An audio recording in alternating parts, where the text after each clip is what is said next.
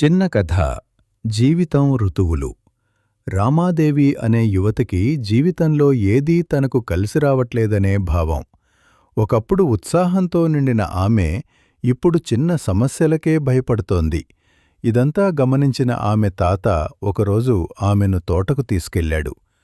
మనిషి జీవితమూ ఈ తోటలా ఋతువులుంటాయి బంగారం అని చెట్టు నీడలో కూర్చొని చెప్పాడు.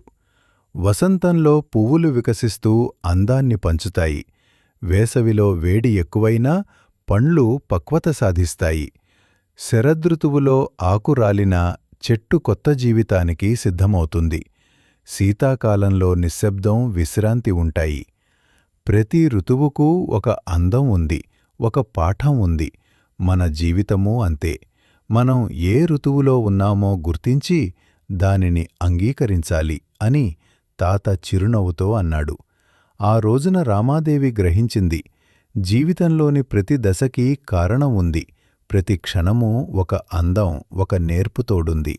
అదే నిజమైన ఎదుగుదల.